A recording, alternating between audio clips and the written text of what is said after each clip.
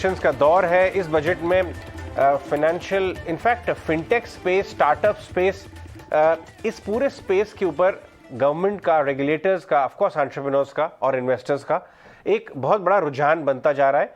और इसी सिलसिले में हमने पीबी इन्फोटेक, जो पॉलिसी बाजार करके एक प्लेटफॉर्म चलाते हैं, उनके मैनेजमेंट से भी हाल ही में बातचीत की थी एक्सपेक्टेशंस को लेके। आइए एक छोटा सा स्लाइड सुन लेते हैं।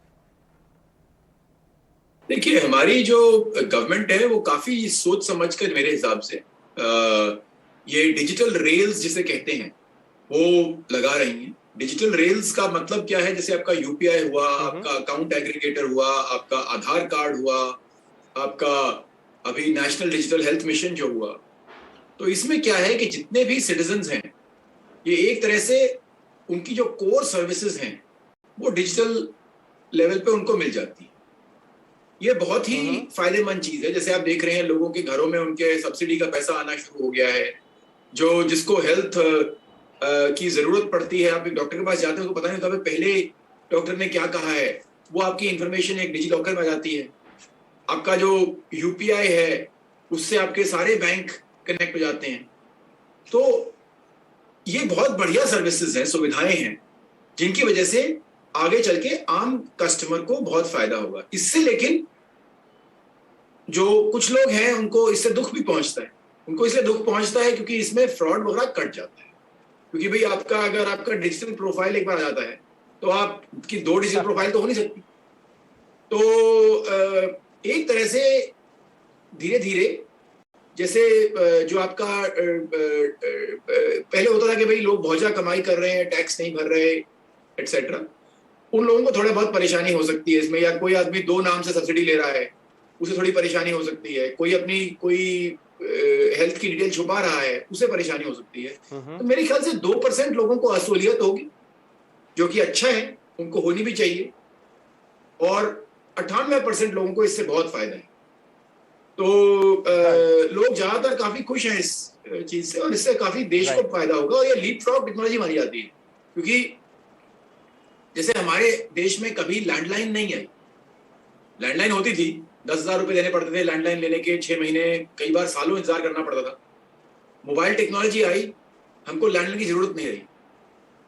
और इसी तरह से देश लीप फ्रॉग करता है। कई आपको बेसिक लेवल्स के प्लेटफॉर्म चाहिए नहीं होते, क्योंकि आपके पास सडनली नेक्स्ट लेवल प्लेटफॉर्म आ जाता है।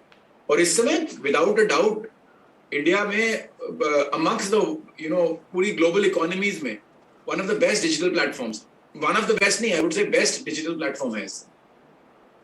राइट।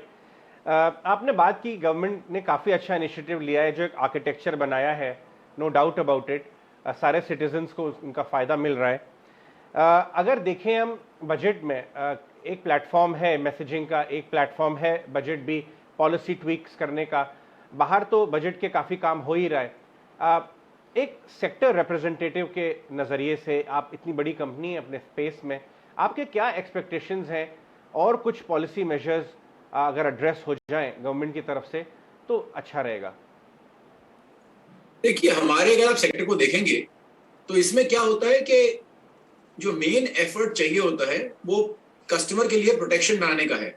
हमारे देश में मिडिल क्लास आदमी के लिए सोशल सिक्योरिटी बनाना थोड़ा मुश्किल रहेगा कुछ टाइम तक, क्योंकि हमारे पास इतना पैसा नहीं है जितना कुछ देशों के पास है।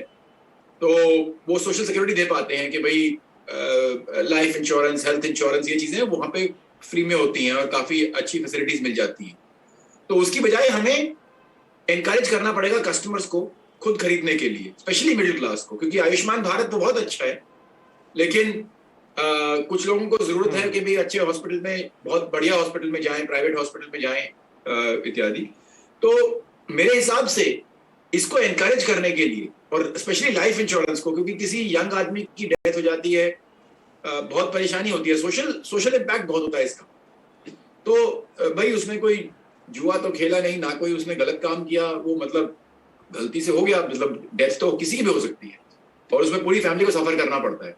तो मेरे हिसाब से इसको एनकरेज करने के लिए, इंश्योरेंस को, इसके लिए स्पेशल कैटेगरी बनानी चाहिए कि भाई प्रोटेक्शन ओनली के लिए अलग कैटेगरी बननी चाहिए, जिसमें 50,000 1 लाख रुपए तक का इन्वेस्टमेंट करना चाहते हैं, उस पर टैक्स आपको बेनिफिट मिलना चाहिए अलग से। और ये अलग से मैं क्यों कह रहा हूं बार बार, क्योंकि लोग इन्वेस्टमेंट तो आराम से कर देते हैं क्योंकि उनको लगता है कि मुझे कुछ इसमें वापस मिलेगा। भाई अगर लाइफ इंश्योरेंस में, प्योर लाइफ इंश्योरेंस में अगर किसी को कोई जिंदा रहता है तो उसे कुछ नहीं मिलता, लेकिन इसीलिए वो प्रोडक्ट इतना सस्ता होता है और ये प्रोडक्ट भी इसलिए कस्टमर के लिए फायदेमंद भी है। तो मेरे हिसाब श्योर। तो एक इंटरेस्टिंग कॉन्वर्सेशन जहाँ आप ये आशीष दहिया को सुन रहे थे जो बता रहे थे कि किस तरह से डिजिटल इंश्योरेंस की ग्रोथ और बजट से क्या एक्सपेक्टेशन उनकी है यहाँ पर।